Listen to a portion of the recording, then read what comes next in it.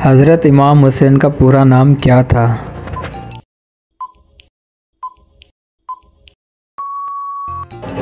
जवाब हज़रत सैयदना हुसैन बिन अली। हज़रत इमाम हुसैन कब पैदा हुए?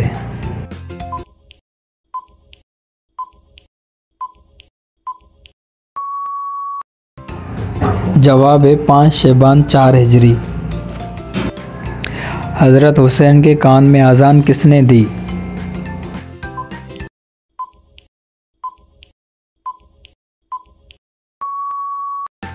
जवाब है सल्लल्लाहु अलैहि वसल्लम ने। हज़रत इमाम हुसैन के वालिद का नाम क्या था?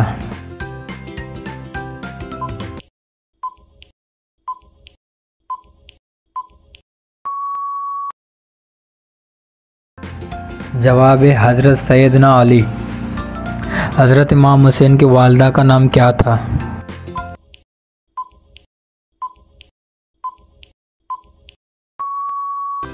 जवाब हज़रत फ़ातिमा।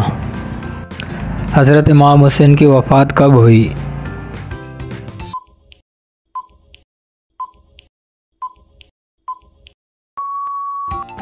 जवाब है 10 मुहर्रम 61 हिजरी। हज़रत इमाम हुसैन का रोज़ा मुबारक कहाँ है?